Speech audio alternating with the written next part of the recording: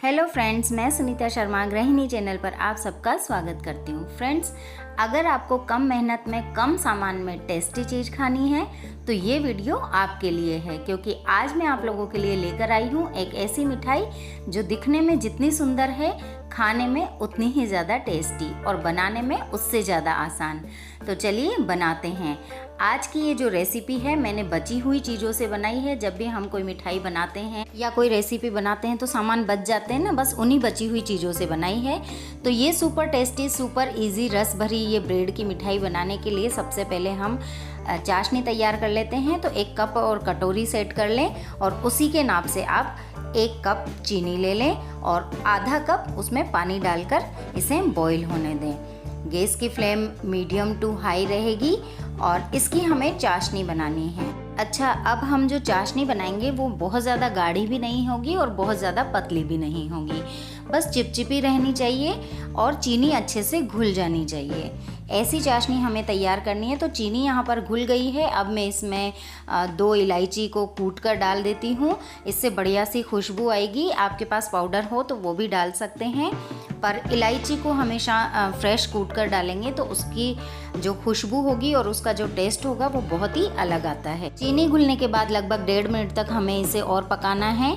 जैसी गुलाब जामुन की चाशनी होती है ना, बस वैसी ही बनानी है। अगर आपके पास गुलाब जामुन की चाशनी बची हुई है तो आप उसे भी काम में ले सकते हैं। तो यहाँ पर चाशनी बनकर तैयार हो गई है। अब हम गैस बंद कर देते हैं और इसे साइड में रखते हैं। चलते हैं नेक्स्ट प्रोसेस की तरफ। तो यहाँ पर मैंने ब्रेड ली है। आप फ्रेश वाली ब्रेड ले सकते हैं, लेकिन जैसा कि मैंने बताया मैंने बची हुई चीज़ों से इसे बनाया है। तो अभी हाल ही में मैंने ब्रेड की एक रेसिपी शेयर की थी, जिसका लिंक मैंने डिस्क्रिप्शन में दिया हुआ है, आपको याद आ गया होगा।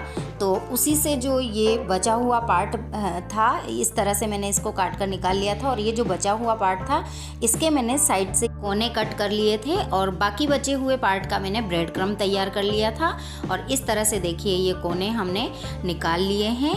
अगर आप फ्रेश ब्रेड यूज़ कर रहे हैं तो शेप आप अपनी पसंद के अनुसार बना सकते हैं।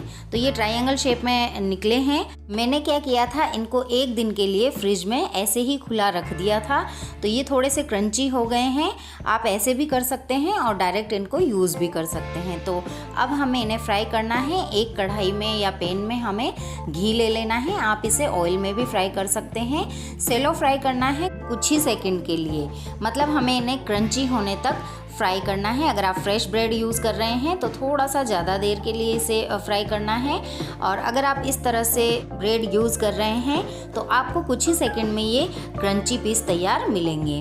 तो यहाँ पर ये पीस तैयार हो गए हैं। हमें इन्हें उलट पलट करते हुए कुछ ही सेकंड के लिए फ्राई करना है। गैस की फ्लेम लो टू मीडियम रहेगी और ये देखिए तैयार हो गए हैं। अब हम इन्हें निकाल लेते हैं। आप इन्हें गोल्डन कलर आने तक भी फ्राई कर सकते हैं। हमें इन्हें क्रंची बनाना है बस। तो जो कलर आपको पसंद हो तब तक आप इसे फ्राई कर लें। बहुत ही जल्दी ये पीस तैयार हो जाएंगे। तो इसी तरह से हम दूसरे बाकी बचे हुए पीस को भी तैयार कर लेते हैं। तो यकीन मानिए फ्रेंड्स, जब भी दिल करे आपका कुछ मीठा खाने का तो आप इस मिठाई को ज़रूर बनाना चाहेंगे। ये इतनी ज़्यादा टेस्टी लगती है, बच्चों को बहुत पसंद आती है। तो सारे पीस हमने तैयार कर लिए हैं। इधर हमारी चाशनी भी थोड़ी सी ठंडी हो गई है, हल्की गुनगुनी सी, उसमें हम ये सारे पीस डाल देंगे। चाशनी में हमें इन पीस को ज़्यादा देर के लिए नहीं रखना है, बस कुछ ही सेकंड के लिए रखना है। अगर ज़्यादा देर के लिए रखेंगे तो ये थोड़े सॉफ्ट हो जाएंगे, और अगर जल्दी से निकाल लेंगे तो ये चाशनी नहीं पी पाएंगे। तो चाशनी भी हमारे पास अच्छे से बनी हुई होनी चाहिए, मतलब गुलाब जामुन की चाशनी होती है वैसी। और इन्हें हमें लगभग 10 से 20 सेकंड के लिए ही रखना है और उन्हें निकाल लेना है। इस तरह से उलट पलट करते हुए हमें इन्हें चाशनी में लगभग 20 से 25 सेकंड के लिए रखना है और उसके बाद हमें इन्हें निकाल लेना है। तो आप इस तरह से सारे पीस तैयार कर लें। इन पीस को चाशनी में से निकालने के बाद आप किसी जाली में रखें, इससे इसकी बची हुई चाशनी निकल जाएगी, जो भी एक्स्ट्रा चाशनी होगी, और ये थोड़े से मीठे भी हो जाएंगे। सुपर टेस्टी, सुपर इजी ये रस भरी ब्रेड की मिठाई बहुत ही आसानी से बन जाती है और बहुत ही कम समय में बन जाती है। तो है ना कितना आसान बची हुई चीज़ों को काम में लेना और उससे बहुत ही अच्छी टेस्टी मिठाई तैयार करना। तो आप एक बार ज़रूर बनाएं, इसका टेस्ट बहुत ही अच्छा आता है। तो इस तरह से मैंने ये ब्रेड पीस तैयार कर लिए हैं। अब मैं ले लेती हूँ इसमें मिठाई का बचा हुआ पोर्शन, मतलब मैंने मिठाई बनाई थी उसमें से थोड़ा सा ये बच गया था, तो उसी को मैं काम में ले रही हूँ। इस तरह से मैं ब्रेड पर इसे लगा दूंगी, इसी की शेप में इसे तैयार कर लूँगी। अगर आप फ्रेश बना रहे हैं तो उसके लिए 2 चम्मच मिल्क पाउडर और 2 चम्मच डेसिकेटेड कोकोनट को आप थोड़े से दूध के साथ इस तरह से डो की फॉर्म में तैयार कर लें। फूड कलर आपकी मनपसंद का डाल सकते हैं या फिर उसे स्किप कर सकते हैं, वाइट भी उसे रख सकते हैं। इस तरह से ये तैयार कर लें मिश्रण और उसे इस तरह से ब्रेड पर फैला दें। दूसरा पीस लें और उसे इसके ऊपर इस तरह से रखें कि हल्का सा प्रेस करें, बहुत ज़्यादा प्रेस नहीं करना है, हल्का सा प्रेस करें और ये जो साइड है, जो एक्स्ट्रा पार्ट है उसे निकाल लें। इस तरह से आप बाकी के ब्रेड पीस से ये रस भरी मिठाई तैयार कर लें। आप इसे ऐसे भी खा सकते हैं, ये मिठाई तैयार है, इसका टेस्ट बहुत अच्छा है। तो पहले हम सारी मिठाई इसी तरह से तैयार कर लेते हैं। सारी मिठाई तैयार करने के बाद हमारे पास मिश्रण फिर से बच गया है, तो हम एक लेयर इस पर और लगा देते हैं। अब आप चाहें तो एक ब्रेड का पीस और इस पर लगाकर डबल लेयर वाली मिठाई तैयार कर सकते हैं, या फिर इसके ऊपर केवल मिश्रण की लेयर बनाकर इस मिठाई को तैयार करें। तो ये डिपेंड करता है हमारे पास चीज़ें कितनी बची हुई हैं, उस हिसाब से हमें ये मिठाई तैयार करनी है। तो ये मैं इसी तरह से सारे पीस तैयार कर लूँगी।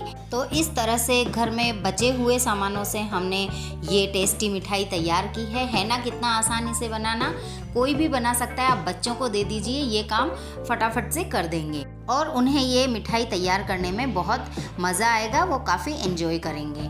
तो इस तरह से सारी मिठाई आप तैयार कर लें। जब भी आपका मीठा खाने का मन करे तो आप इस मिठाई को ज़रूर बनाएं। ये बहुत ज़्यादा टेस्टी लगती है, ख़ास तौर पर बच्चों को बहुत ज़्यादा पसंद आती है, बड़ों को भी बहुत पसंद आती है। आप एक बार ज़रूर बना कर देखें। तो मिठाई हमारी सारी तैयार हो गई है।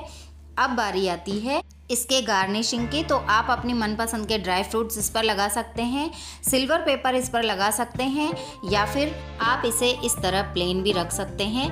मैंने इस मिठाई को प्लेन ही रखा था, मतलब सिंपल सा रखा था, इसे कोई गार्निश नहीं किया था। लेकिन मेरे बेटे ने इसे टूटी फ्रूटी से गार्निश करके और भी ज़्यादा सुंदर बना दिया और भी ज़्यादा टेस्टी बना दिया। तो गार्निशिंग किस तरह से करनी है ये आपके ऊपर डिपेंड करता है। टेस्टी मिठाई तैयार हो गई है। बचे हुए सामानों से ये टेस्टी और रस भरी मिठाई तैयार करने में मुझे तो बड़ा मज़ा आया। मैंने काफ़ी एंजॉय किया, मेरे बेटे ने मेरी हेल्प की और उसे भी काफ़ी मज़ा आया। आप भी एक बार ज़रूर बनाकर देखिए, बहुत ज़्यादा टेस्टी लगती है। अगर वीडियो पसंद आता है, रेसिपी पसंद आती है तो लाइक और शेयर ज़रूर कीजिएगा। चैनल पर अगर नए हैं तो चैनल को सब्सक्राइब करना मत भूलिएगा। इसी तरह की मज़ेदार रेसिपी के लिए देखते रहिए गृहिणी चैनल। मिलते हैं नेक्स्ट वीडियो में नेक्स्ट रेसिपी के साथ। तब तक बाय, राधे राधे, जय श्री कृष्णा।